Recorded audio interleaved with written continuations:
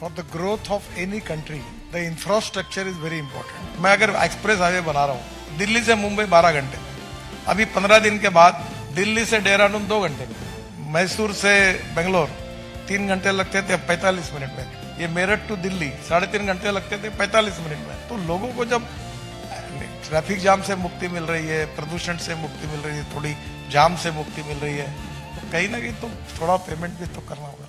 केंद्रीय सड़क परिवहन एवं राजमार्ग मंत्री नितिन गडकरी बीते 17 दिसंबर को times network India economic conclave 2025 कार्यक्रम में पहुंचे थे। इस दौरान उन्होंने कई सवालों के खुलकर जवाब दिए। दरअसल नितिन गडकरी अपने बेबाक अंदाज के लिए जाने जाते हैं। वहीं पिछले कुछ वर्षों में भारत में सड़क, राजमार्ग और बुनियादी ढांचे के विस्तार के लिए नितिन गडकरी ने कई बड़े कदम उठाए हैं। नितिन गडकरी ने देश भर में बेहतरीन एक्सप्रेसवे, नेशनल हाईवे और फ्लाईओवर्स का निर्माण तेजी से करवाया है। Times network India economic conclave 2025 में केंद्रीय मंत्री नितिन गडकरी ने हाईवेज और टोल के बारे में भी कई बातें कही हैं। तब अच्छी रोड के लिए टोल रहेगा?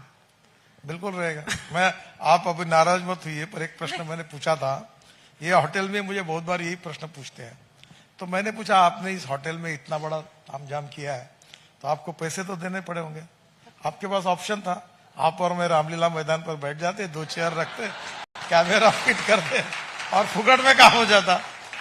पर आपने अगर अच्छी जगह किया है तो यू हैव टू पे द प्राइस फॉर इट। मैं अगर एक्सप्रेस हाईवे बना रहा हूँ दिल्ली से मुंबई 12 घंटे में, अभी 15 दिन के बाद दिल्ली से देहरादून 2 घंटे में, अब दिल्ली चेन्नई से बेंगलोर 2 घंटे में, मैसूर से बेंगलोर 3 घंटे लगते थे 45 मिनट में, ये मेरठ टू दिल्ली 3.5 घंटे लगते थे 45 मिनट में। तो लोगों को जब ट्रैफिक जाम से मुक्ति मिल रही है, प्रदूषण से मुक्ति मिल रही है, थोड़ी जाम से मुक्ति मिल रही है, तो कहीं ना कहीं तो थोड़ा पेमेंट भी तो करना होगा। नहीं, आई ओनली आस्क बिकॉज आपने बोला कैपिटल अबंडेंट है, so I said then why the toll? नहीं, अब उसको भी हमने बहुत कम कर दिया, अभी लोग फील नहीं करते। देखिए अभी ये जो हमारी 3,000 रुपए में पास आई है 200, तो वो एकदम। दूसरी बात अभी हमने ये किया है कि आप जहां से जाओगे वहां नंबर प्लेट और फास्टैग दोनों इमेज खींचेगा, और जहां से निकलोगे तो पहले आपको 2 टोल के बीच में अगर आप 20 किलोमीटर भी जाते तो 60 किलोमीटर का टोल देना पड़ता था। अब आपको जितना कैलकुलेशन होगा उतना ही टोल देना है, तो that is also the saving for the people. Sir, pizza company थी, जब उन्होंने इंडिया में लॉन्च करा तो अगर 30 मिनट से ज्यादा टाइम लगता था डिलीवरी में तो पिज्जा फ्री हो जाता था। अगर टोल नाके पे 5 मिनट से ज्यादा वेट करना पड़े तो क्या टोल फ्री होगा?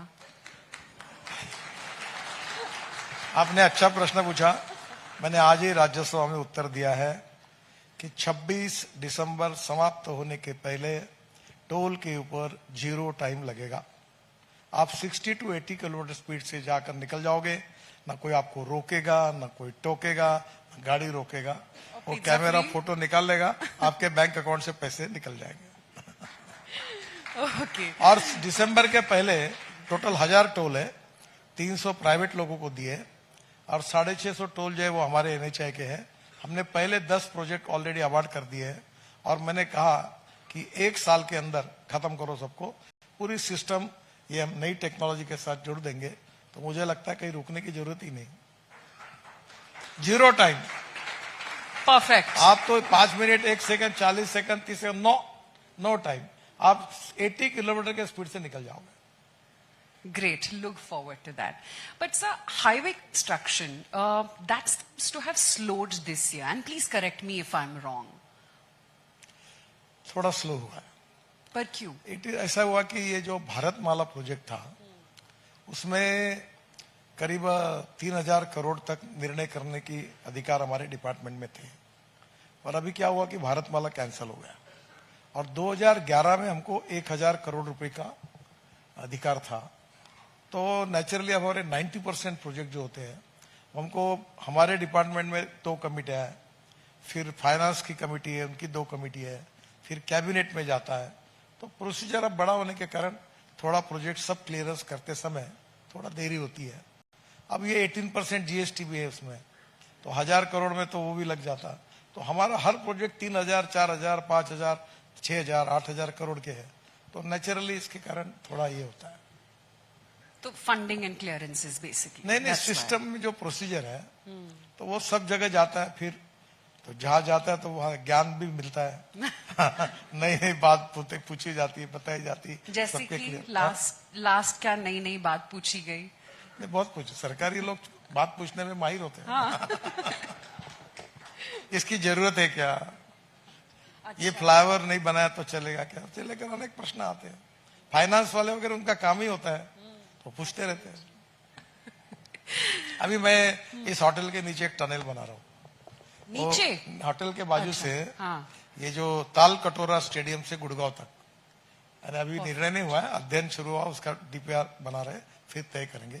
6 लेन एक तरफ, 6 लेन एक तरफ, और वो पूरा गुड़गांव के बाहर निकलेगा।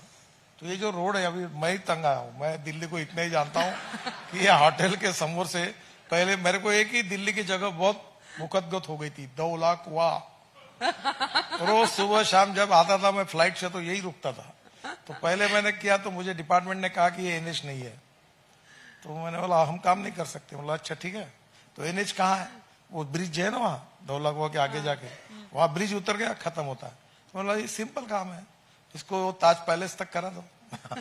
मैंने बढ़ा दिया लेंथ, यहाँ तक लेके आया। अब इसके कारण धौला कुआं निकल गया। अब धौला कुआं का प्रॉब्लम इन लोगों को पूछो कितना था, अब सॉल्व हो गया। अब वो कोने पे पुलिस स्टेशन है, तो पुलिस स्टेशन में वो पुलिस वाले मुझे बोल रहे हैं कि हमको हमारी भी बिल्डिंग जा रही, वो भी बना दो, नई भी बिल्डिंग बना दो, क्वार्टर भी बना दो। अरे मतलब कोई गुनाह कर रहे हो क्या हम लोग?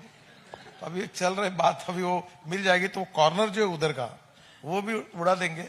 हम तैयार है उनका काम 20 करोड़ करने के लिए, तो वो भी वहां से थोड़ा ट्रैफिक जाम कम हो जाएगा। मुंबई में भी आप ऐसे कुछ कर सकते हैं है ना? मुंबई में 55 फ्लाईओवर्स मेरे समय बने हैं, वर्ली बांद्रा थोड़ा बने हैं। और। अभी मैं Mumbai Delhi express highway JNPT तक जा रहा है, और अभी वो नया हाईवे बनने के बाद ये जो वेस्टर्नली बाईपास है, जो सायन से आता है ना पूरा माइम से, तो इसमें सीलिंग भी आगे बढ़ रहा है विरार तक, और हमारा भी मुंबई दिल्ली हाईवे जाएगा। तो थोड़ा सा इसमें होगा, पर देखो गलतियां होती है। मैंने नागपुर में अभी नीचे में रोड, ऊपर में फ्लाईओवर, ऊपर में मेट्रो, पहली बार एक ही पिलर पर। फिर ये बात देवेंद्र जी को भी मैंने बताई थी, पर ये प्रूवन बात नहीं थी। तो उन्होंने मुझे कहा कि अगर ये वेस्टर्नली बाईपास पर जो मेट्रो हो रही है, ये अगर हम करते तो शायद हमको और डबल लेन हो जाती थी। पर अब मैं पूना में 50,000 करोड़ के 4 फ्लाईओवर बना रहा हूँ, 50,000 करोड़ के। उसके 3 पूरे टेंडर भी आ गए, और उसमें नीचे में रोड, ऊपर में फ्लाईओवर, उसके ऊपर में फ्लाईओवर एक पिलर पर, और उसके ऊपर में मेट्रो। तो पूना से अहमदनगर जाने वाला रोड, पूना से सोलापुर जाने वाला रोड, पूना से सातारा जाने वाला रोड, फिर चाकण शिक्रापुर तळेगांव वाला रोड, तो सब जगह पर अभी हम लोग ये 3-3, 4-4 लेन के बना रहे हैं, क्योंकि इतना ट्रैफिक है कि उसके सिवा कोई पर्याय नहीं। अब ये टेक्नोलॉजी प्रूव हो गई तो अब करेंगे। Moving on to e-challans, sir. It seems only 30% of e-challans are recovered. Is enforcement failing, you think?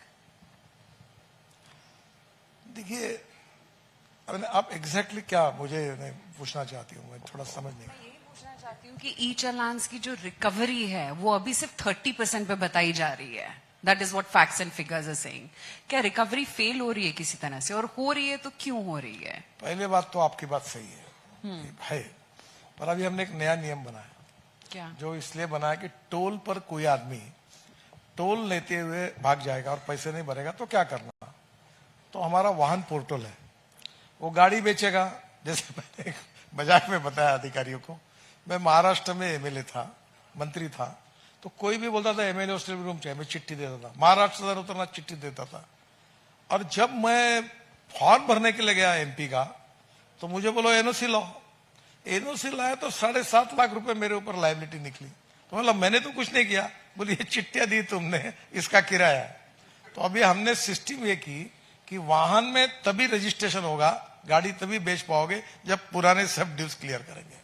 तो उसको आप कानून में ला रहे हैं। तो आपकी गाड़ी बेचने के पहले आपको जितना कुछ आपकी लायबिलिटी है वो भरनी पड़ेगी, तब वो आप ये कर पाएंगे।